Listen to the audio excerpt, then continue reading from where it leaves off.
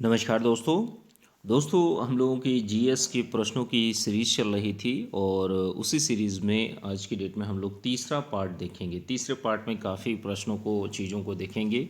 इन चीज़ों को इस पीडीएफ के माध्यम से आप लोगों को चीज़ों को रटना है, ठीक है। और दोस्तों इधर कई दिनों से आप लोगों को वीडियोज़ नहीं मिल पा रहे थे, थोड़ा सा समस्या आ गई है और ऑपरेशन हुआ है घर में, तो इस वजह से थोड़ी सी समस्याएं रहेंगी अभी थोड़ा सा 2-4 दिन, ठीक है। तो बाकी वीडियोस आपको आते रहेंगे आगे जैसा भी होता है, क्योंकि थोड़ा सा ऑपरेशन में कॉम्प्लिकेशन हो जाने के कारण थोड़ा सा दिक्कतें हैं, तो इस वजह से है, ठीक है। और यह जो वीडियो है दोस्तों, यह आपके जीएस के प्रश्नों की सीरीज़ है। तो इसमें आप लोगों को जो प्रश्न दिए जाते हैं, तो उसमें क्या होता है कि सारी की सारी डिटेल आप लोगों को मिल जाती है। और यूपी पीसीएस 2022 के लिए प्रारंभिक परीक्षा के लिए इन चीज़ों को आप लोग अभी से रट कर चलिएगा। जो भी चीज़ें हों उनको बेहतर ढंग से चीज़ों को रटने का प्रयास करिएगा, ठीक है। वीडियो अच्छा लगे तो वीडियो को लाइक कर दीजिएगा। आइए स्टार्ट करते हैं। 56 नंबर देखिए, इस तरीके से हम लोगों ने किया था कि पहले हिस्ट्री, फिर उसके बाद ज्योग्राफी। तो ज्योग्राफी में ही एक अगला पार्ट आएगा, फिर उसके बाद में अगला पार्ट जो होगा पॉलिटी का होगा, ठीक है।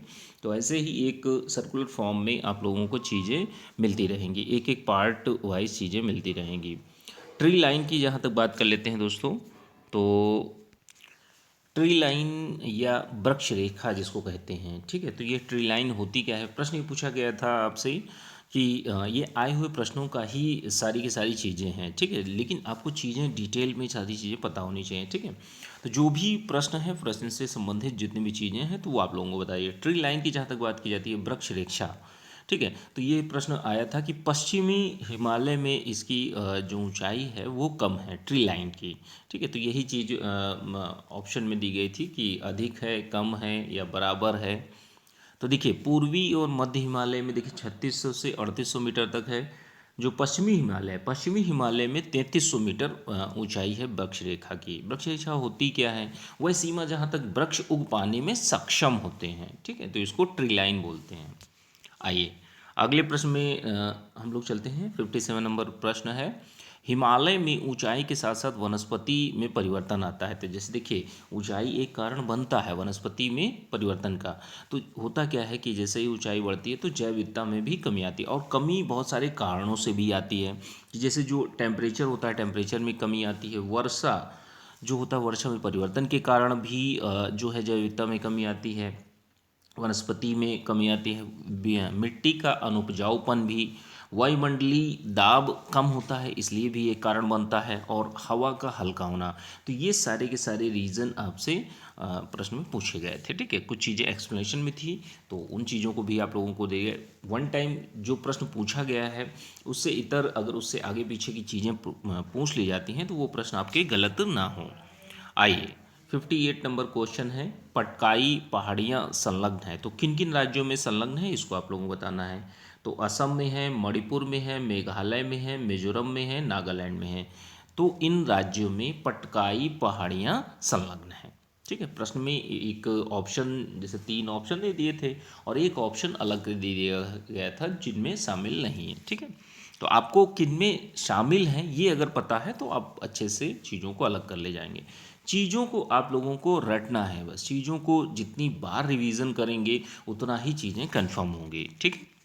आइए अगले क्वेश्चन में चलते हैं। 59 नंबर प्रश्न है, पीर पंजाल श्रेणी पाई जाती है। तो कहाँ पर पाई जाती है, यह मध्य हिमालय में अवस्थित है। और जैसे ऊपर वाले रीजन में जाएंगे तो हिमाचल से लेके जम्मू कश्मीर तक इसकी स्थिति है, ठीक है। कश्मीर घाटी इसी में आ जाता है कि कश्मीर घाटी कहाँ पर स्थित है।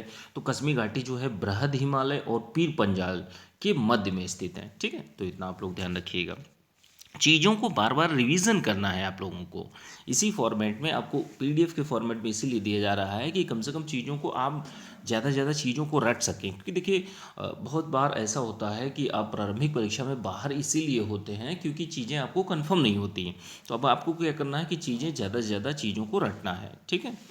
61 नंबर क्वेश्चन है, अक्साई चीन की अवस्थिति देख लेते हैं। तो अक्साई चीन जो है, ठीक है, भारत चीन पाकिस्तान ये तीनों के जो एक मिलन स्थल है, संधि स्थल है, वहाँ पर पाया जाता है, अक्साई चीन की स्थिति है।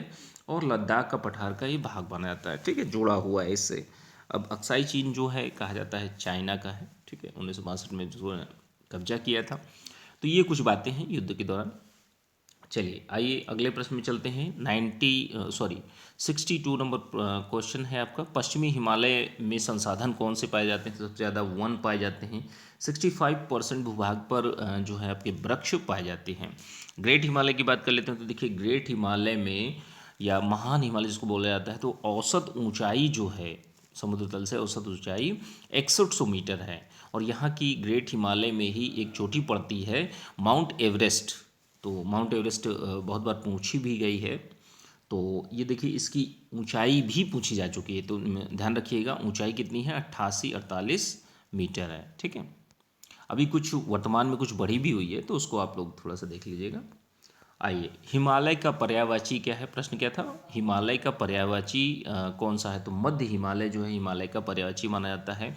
और यह मध्य हिमालय जो है महानतम श्रेणी भी कहा जाता है इसको। एक अन्य नाम है हिमांचल हिमालय, तो हिमांचल हिमालय भी कहा जाता है, ठीक है। अगला प्रश्न जो है आपका इम्फाल बेसिन से संबंधित है। तो देखिए इम्फाल बेसिन उदाहरण है, यही प्रश्न में आया था कि इम्फाल बेसिन उदाहरण है किसका? तो सरोवरी मैदान का यह है, ठीक है। अब सरोवरी मैदान किससे निर्मित होते हैं? तो ये तलछट जमाव के कारण ये ऐसे मैदान निर्मित होते हैं। जैसे इनका उदाहरण की बात की जाती है तो कश्मीर घाटी और इम्फाल घाटी, ये दो घाटियां हैं जो सरोवरी मैदान के उदाहरण के रूप में माना जाता है। एक कश्मीर घाटी है, दूसरा इम्फाल घाटी है। तलछट जमाव यानी तल में जमाव के कारण कुछ कूड़ा करकट या अन्य चीज़ें जो जमाव के कारण जो निर्मित होते हैं मैदान, तो उनको क्या कहा जाता है? आपका सरोवरी मैदान बोलते हैं, ठीक है। आइए अगले क्वेश्चन में चलते हैं हम लोग हिमालय पर्वत श्रेणी के बारे में, कि जैसे मुख्य हिमालय में परतदार चट्टानें जीवाश्म युक्त हैं। जैसे मुख्य हिमालय जो है हमारा, तो वहाँ पर क्या है, परतदार चट्टानें जो हैं उनमें जीवाश्म मिलते हैं। अब लघु हिमालय में क्या है? लघु हिमालय में समुद्री जीवों के जीवाश्म भी मिलते हैं। और बाह्य हिमालय शिवालिक में क्या है कि हिमालय में जो बाह्य हिमालय है या शिवालिक हिमालय, शिवालिक में क्या है कि मानव सभ्यता के अवशेष भी मिले हैं। यहाँ पर क्या मिला है? मानव सभ्यता के अवशेष भी मिले हैं, ठीक है। आइए अगले प्रश्न में चलते हैं। 65 नंबर क्वेश्चन है, करेवा भू आकृति पाई जाती है। तो कहाँ पर पाई जाती है? कश्मीर हिमालय में। यह एक क्या है? तलछटी निक्षेप है। और यहाँ पर जाफरान की खेती की जाती है। क्या की जाती है? जाफरान की खेती, ठीक है। आइए अगले प्रश्न में चलते हैं हम लोग। 66 नंबर क्वेश्चन है, सबसे प्राचीन श्रृंखला की बात कर लेते हैं। तो सबसे प्राचीन जो है आपकी अरावली है, ध्यान रखिएगा, ये बहुत बार इससे प्रश्न पूछा गया है। तो इसकी अवस्थिति कहाँ पर है? गुजरात, राजस्थान, हरियाणा और दिल्ली, इन 4 राज्यों में है। इसकी अगर दूरी कहें लंबाई के क्रम में, तो 800 किलोमीटर इसकी लंबाई है। इसकी उत्पत्ति जो है प्री कैम्ब्रियन काल में हुई थी। इसकी आयु जो है 600 से 570 मिलियन वर्ष पूर्व इसकी आयु मानी जाती है। और जो अरावली पर्वत शिखर है, यहाँ की सर्वोच्च चोटी जो है वो गुरु शिखर है। क्या है? गुरु शिखर। और इसकी ऊंचाई कितनी है गुरु शिखर की? 1722 मीटर है।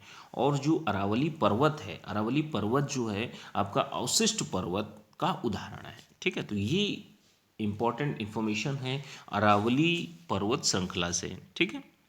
आइए 67 नंबर क्वेश्चन है आपका, दक्षिण भारत की सबसे ऊंची चोटी कौन सी है? या प्रायद्वीपीय भारत की सबसे ऊंची चोटी?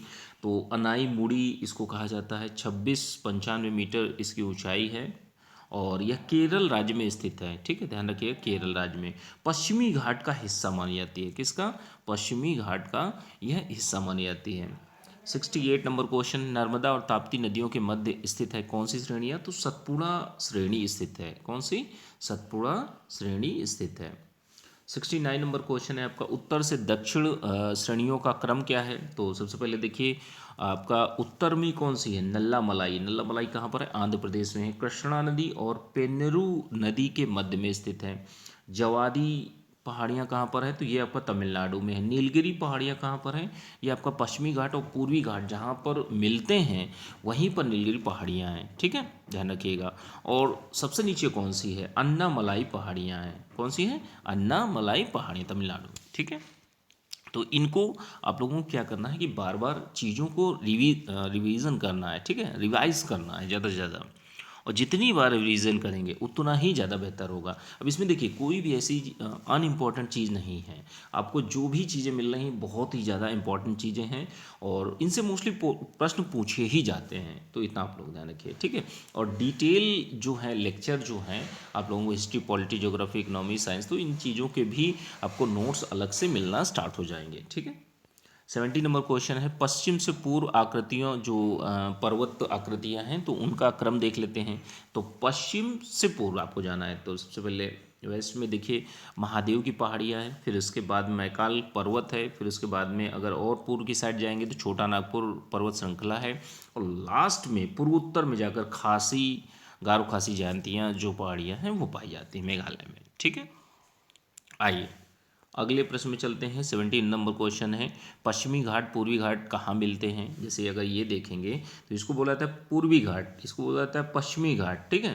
तो ये जहाँ पर मिलते हैं केरल और तमिलनाडु का मिलन स्थल, यहाँ पर नीलगिरी पहाड़ियाँ हैं। कौन सा है? नीलगिरी पहाड़ियाँ। अब देखिए नीलगिरी पहाड़ियाँ 3 राज्यों में अवस्थित हैं। तो आपका कर्नाटक हो गया, तमिलनाडु हो गया और केरल हो गया, 3 राज्यों में, ठीक है। इधर आपका कर्नाटक ऊपर है, उसके नीचे केरल है और इधर आपका तमिलनाडु है, ठीक है। तो ये तीनों राज्यों में फैली हुई है। अजंता श्रेणी की बात कर लेते हैं। एक क्वेश्चन ये बना था कि जैसे कौन सी श्रेणी एक ही राज्य में स्थित है, तो यह आपकी अजंता श्रेणी जो है वो आपका औरंगाबाद महाराष्ट्र में स्थित है, ठीक है। 72 नंबर क्वेश्चन है आपका, दक्षिण से उत्तर पहाड़ियों का क्रम की बात कर लेते हैं। दक्षिण से मतलब यानी नीचे से ऊपर जाएंगे, अगर हम ऐसे देश को देखें अपने तो ऐसे हम ऊपर की ओर जाएंगे, ठीक है। तो इस तरीके से चीज़ों को ध्यान रखिए। तो सबसे पहले तो देखिए दक्षिण में अगर देखते हैं तो सतमाला श्रेणी है महाराष्ट्र में, ठीक है। कैमूर पहाड़ियाँ हैं मध्य प्रदेश में, इससे थोड़ा सा ऊपर जाएंगे। नागा पहाड़ियाँ अब इधर पूर्वोत्तर में पड़ जाती हैं, भारत म्यांमार सीमा पे। और पी पंजाल सबसे ऊपर टॉप पर जम्मू कश्मीर में पड़ जाती है, ठीक है। तो इस तरीके से चीज़ों को विजुलाइज करना सीखेंगे तो ज़्यादा बेहतर रहेगा, ठीक है। आइए अगले प्रश्न में चलते हैं हम लोग। 73 नंबर क्वेश्चन है, कार्डमम पहाड़ी फैली है, मतलब कार्डमम की पहाड़ियाँ कहाँ कहाँ फैली हैं, तो केरल और तमिलनाडु में फैली हैं। यह देखिए भारत की दक्षिणतम श्रेणी है, यानी मतलब सबसे ज़्यादा दक्षिण में स्थित यह श्रेणी है। और इलायची का उत्पादन यहाँ पर अधिक होता है, तो इनको इलायची की पहाड़ियों के नाम से भी जाना जाता है, तो इतना आप लोग ध्यान रखिएगा। 74 नंबर क्वेश्चन है, सेवराय की पहाड़ियाँ कहाँ पर हैं, तो देखिए सेवराय की पहाड़ियाँ तमिलनाडु राज्य में स्थित हैं। एक बात, दूसरी बात यह है कि ऊंचाई जो है समुद्र तल से ऊंचाई 4000 से 5000 फीट पर है, एक पठार पर है, ठीक है। तो सेवराय की पहाड़ियाँ, तो इतना आप लोग ध्यान रखिएगा। और आज का लास्ट क्वेश्चन है दोस्तों, 75 नंबर क्वेश्चन है, महाराष्ट्र में स्थित 3 श्रेणियाँ हैं। 3 श्रेणियाँ कौन कौन सी हैं? बालाघाट श्रेणी है, अगली है हरिश्चंद्र श्रेणी और तीसरी है सतमाला श्रेणी। तो ये 3 श्रेणियाँ जो हैं केवल महाराष्ट्र में ही आपकी स्थित हैं, ठीक है। तो इतना आप लोग ध्यान रखिएगा। तो ये इसकी पीडीएफ जो है यूपीपीसीएस प्रीलिम्स का जो ग्रुप चल रहा है उसमें आप लोगों को मिल जाएगी, और अच्छे से चीज़ों को तैयार करते रहिए। यूपीपीसीएस मेंस 2021 और 22 का दोनों के ग्रुप चल रहे हैं अलग अलग, तो जो लोग भी अपना इच्छुक हो ज्वाइन करने के ज्वाइन कर सकते हैं। नंबर है आपका 9140085178, इस नंबर पर मैसेज करके आप लोग जानकारी ले सकते हैं, ठीक है। चलिए ठीक है, मिलते हैं अगले वीडियो में। Thank you.